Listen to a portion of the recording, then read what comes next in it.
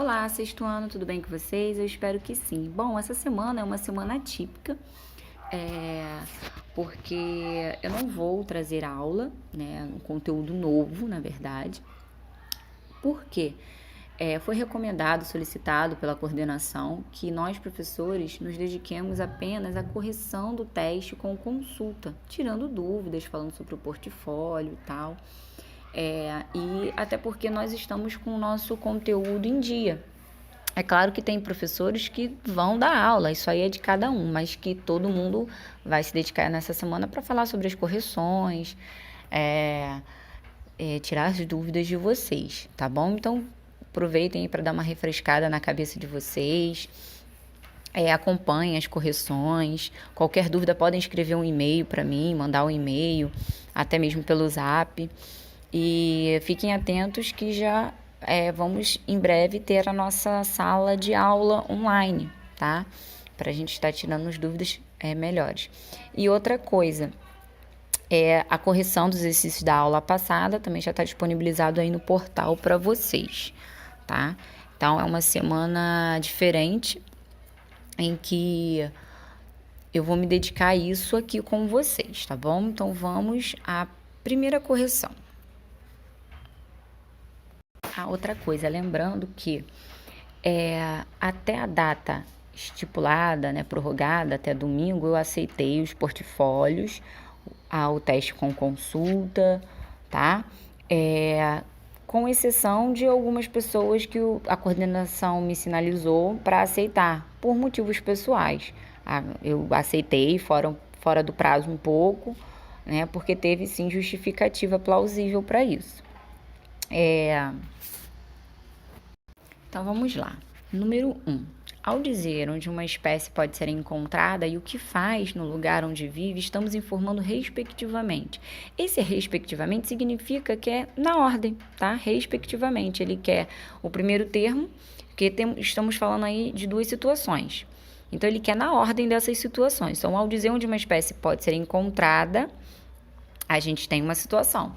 Então, essa é a ordem. Então, onde uma espécie pode ser encontrada? A gente está falando aí da moradia. Onde que ela mora? Qual é o endereço? Então, por exemplo, eu moro, vamos, por exemplo, na Penha. Casa tal, número tal, da cidade tal. Então, é o local onde eu moro. Então, uma espécie... Onde que essa espécie vive? Ela vive na árvore? Ela na água? Tá? Qual é a moradia, né, dessa espécie? E o que faz no lugar onde vive? Então, primeiro termo aí, que eu acabei de falar, é o habitat. A gente está se referindo ao habitat, que é a moradia. O segundo termo é o que faz no lugar onde vive, ou seja, é o trabalho dela, ou seja, meu trabalho qual é? Eu sou professora, vou para o Colégio São Fabiano, lá eu ensino os alunos a matéria ciências, então, ou seja, é o que eu faço. Até mesmo o meu divertimento, o que eu gosto de fazer, ir da praia, ao shopping, ao cinema, tá? Então, o que faz no local onde vive já se refere aí ao nicho ecológico. Então, uma espécie, vamos dar um exemplo aqui da jaguatirica. A jaguatirica, aonde que é? Onde que é o habitat dela? Na mata, né? Floresta. E qual é o nicho ecológico dela? A árvore, que é onde ela gosta de dormir, o hábito dela é noturno, que ela gosta de caçar, ela tem as suas atividades mais à noite, ela é carnívora. Então, isso aí a gente está falando do nicho ecológico, que é o que ela faz. Tudo bem? Tranquilo, né? Então, a letra B, habitat e nicho ecológico. Número 2. Analise o seguinte esquema referente a um certo ambiente natural e a sua relação na sequência alimentar entre os seres vivos. Então, aí a gente está falando, esse esquema, ele está muito fácil, né? Mas cuidado para vocês não confundirem. Olhando assim, batendo um olho, a gente fala que é o quê? Uma cadeia alimentar. Só que a gente não está vendo uma cadeia só alimentar. A gente está vendo várias, então a gente tem uma teia alimentar. Teia alimentar é o conjunto de cadeias alimentares. Então, por exemplo, quando a gente tem aí um ou mais indivíduos desempenhando o mesmo papel, o mesmo nível trófico, que é um nível de alimento, ou seja, a gente tem, por exemplo, aí uns 3 consumidores secundários, que é o rato, o sapo e a ave, né? Rato não, perdão, a coruja, o sapo e a ave. Por quê? Todos os 3 aí, na verdade, estão desempenhando o nível de consumidor secundário, tudo bem? Porque vocês têm o sapo que está se alimentando do gafanhoto. O gafanhoto é primário. A coruja está se alimentando do rato, que o rato é o primário. A ave está se alimentando do gafanhoto, que também é o quê? Primário, o gafanhoto. Então, todos os 3 aí são consumidores secundários, tudo bem? Então, a letra C. Número 3. Os fungos e as bactérias que vivem no fundo de um lago e que se alimentam de organismos mortos são chamados de... já matamos a charada. Se alimentam de organismos mortos. Quem são aqueles que fazem reciclagem da matéria orgânica se alimentando de organismos mortos, da matéria morta? Os decompositores. Letra C. Continuando. Considere a seguinte a seguinte definição: conjunto de seres vivos e o local onde vivem, incluindo os minerais, as pedras, o clima, a própria luz e etc. E todas as relações desses seres vivos com o meio e entre si. Então, percebam que a gente tem uma interação, tá? A interação dos conjuntos de seres vivos contendo minerais, pedras, o clima e a energia solar. Então, a gente tem aí a interação do meio biótico e meio abiótico, né? Biótico é o que tem vida, os animais, os vegetais, e o abiótico é o que não tem vida, que são quem? As pedras, as rochas, os minerais, a luz solar. Então, o conjunto desses fatores bióticos, abióticos e a relação entre eles, ou seja, a interação, a gente tem um ecossistema, tá bom? Número 5. Diferencia os fatores bióticos e abióticos de exemplos. Isso aí eu acabei de falar, né? Então, os fatores bióticos, a gente está falando de organismos vivos que tem no ecossistema, animais, vegetais, né? Eles estão ali interagindo. Então, por exemplo, uma planta é um fator biótico, porque a gente está falando de um ser vivo. Um cachorro, um gato, qualquer ser vivo, qualquer animal é um ser vivo. Então, é o quê? O fator biótico. Bio vem de vida. E os abióticos, já a gente está falando de elementos que não são vivos, como pedra. Então, como elementos, pode ser tanto físico quanto químico. Então, por exemplo, a energia solar também, que é um fenômeno físico, né? E aí, o processo que a planta faz, a fotossíntese, é todo um processo químico que vai ocorrer ali, depois que ela captou a energia solar. Então, a gente tem aí a energia solar como um fator abiótico, que é claro, gente, que a energia solar, o fator abiótico, ele é muito importante, né, para a relação com os seres vivos. Um não fica bem sem o outro, né? Os seres vivos não conseguem sobreviver sem um fator abiótico, tá? Só que sozinho, a energia solar, a água, pedras, rochas, minerais são abióticos, ou seja, são elementos que não têm vida. Eles podem ser complementares à vida, mas não têm vida. 6. Diferencia os movimentos de rotação e translação da Terra. Então, rotação é o movimento que o planeta faz ao redor de si mesmo, né? Que é o caso, a Terra, por exemplo, os planetas, eles têm um movimento de rotação que faz os dias e as noites. E translação é o movimento que o planeta faz que vai percorrer a sua órbita ao redor do Sol. Então, é aquele giro ao redor de um astro, né, luminoso, que é o Sol. 7. O cientista Nicolau Copérnico escreveu o livro Revolução dos Órbitos Celestes, que foi um livro, né, que ele escreveu para falar dessa teoria, no qual afirmava ser o Sol o centro do universo. Ele já deu a dica. Como ficou conhecida essa teoria? Que outra teoria foi formulada? Diferencias. Então, ele falou aí do heliocentrismo. O heliocentrismo, em sua obra, Nicolau Copérnico, ele afirmava que a Terra não estava fixa no centro do universo, e sim girando em uma órbita circular ao redor do Sol. Assim, como os demais planetas. Então, a Terra, ela não era o centro e ela não ficava estática, tá? Então, é o heliocentrismo. O geocentrismo foi elaborado pelo astrônomo grego Cláudio Ptolomeu, lá no início da era cristã e defendida no seu livro intitulado Alma Gesto. Então, nessa teoria, a Terra ela vai estar onde? No centro do sistema solar.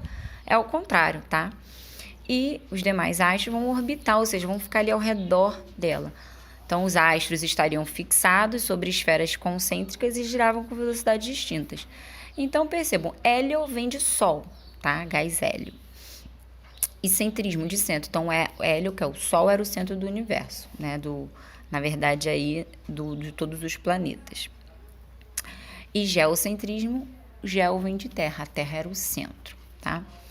8. Indique astros luminosos e astros iluminados. Explique. Básico, né? Simples. Luminosos são aqueles que possuem luz própria, exemplo, as estrelas. E os iluminados são astros que não possuem luz própria. São iluminados pelas estrelas e vão refletir a luz que recebem. Por isso, eles podem ser vistos. Então, os principais astros iluminados são os planetas e os satélites. Então, um exemplo de astro iluminado, que é o nosso satélite natural, é a Lua. A Lua ela não tem luz própria, simplesmente ela reflete a energia luminosa que o Sol irradia. E o luminoso é o próprio Sol, tá? Que é a nossa estrela aqui principal.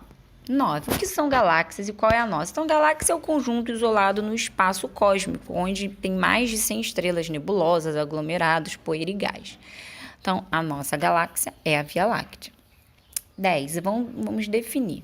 O que é um asteroide? Asteroides eles são pequenos corpos celestes rochosos que gravitam em torno do Sol. Então, tá lá gravitando ao redor do Sol. B. Meteoro, quando o meteoroide é atraído pela gravidade, ou seja, um fragmento, tá? Dos planetas, vai atravessar a atmosfera. Então, ele vai passar a ser um meteoro. Então, ou seja, através da gravidade, ele vai ser atraído e vai atravessar a nossa atmosfera. Meteoroide. Meteoroides são fragmentos rochosos que ficam soltos lá no espaço, com diferentes tamanhos, e aí ele vai se desintegrar, ele não se desintegra. Ele atinge o solo e é considerado um meteorito, tá? Peraí, gente, acho que eu embolei aqui. Meteoroides são fragmentos rochosos no espaço com diferentes tamanhos, ponto. O meteorito já é quando o meteoro ele entra na atmosfera, e ele não se desintegra, ou seja, ele não se desmancha, não some. Ele atinge o solo e é considerado um meteorito. A gente observa, né, ele. Cometa. Já são corpos do sistema solar que tem fraca, né, luz. E tem um aspecto nebuloso, formado por um núcleo, uma cabeleira e uma cauda. Ou seja, quando ele passa, né, a gente observa uma cauda nele à medida que ele vai passando, porque ele entra em contato com a atmosfera, então ele forma esse rastro luminoso, né? E começa a evaporar ali os seus gases, né? Aquela cauda, cabeleira, ela vai sendo queimadinha, a gente percebe aquele rastro. Tranquilo? Bom, e para finalizar, nós temos aqui, para eu esclarecer para vocês, se alguém ainda tiver alguma dúvida, né, como é feita a média de vocês. Então, a gente tem o portfólio e o teste para obter a média. O portfólio, vocês já estão carecas de saber que ele compõe atividades e resenhas, tá? Vou até colocar aqui a escovinha, só um momentinho. Então, ele vai compor atividades e resenhas que vocês me entregaram, tá, por e-mail. E tem um valor de 10 pontos, tá? O teste com consulta, ele vale 10 pontos, que vocês também me enviaram. Então, a gente vai somar esses dois e vamos dividir por 2 e vamos obter a média. Então, nós temos aqui, vamos dizer que o aluno, ele tenha tirado 10 nas atividades e resenhas, ou seja, entregaram tudinho, todas as atividades do livro, né? As fotos, com todas as resenhas, vai valer 10 pontos. Então, a gente diz que as atividades valem 10 e as resenhas valem 10. Opa, perdão, paga isso aqui. Vamos dizer, as atividades vão valer 5. Ai, caramba. Deixa eu pagar aqui de novo. De novo, minha gente. 5 e as resenhas 5. Então, se o aluno não me entregou resenha, ele só vai ficar com 5 das atividades que ele mandou para mim, tá? Então, ele vai ficar aqui no total de 5 pontos. 5 pontos. E vamos dizer que no teste com consulta, ele só acertou 5 questões. Coitadinho, só acertou 5 questões. E aí, a gente vai somar. 5 mais 5, 10. 10 dividido por 2, 5. Então, o aluno vai ficar com a média 5. Tá? Então, cuidado para vocês não ficarem com dúvida. Mas por que se eu fiz todos os portfólios? Mas dá uma olhada, vê se você não errou a maioria das questões no teste, né? Faz a continha aí direitinho. Então, gente, é isso. Espero que vocês tenham entendido aqui a correção do teste. Qualquer dúvida, podem me perguntar, sem problema algum. Então, até a próxima semana e corrijam as atividades da aula passada. Grande beijo para vocês.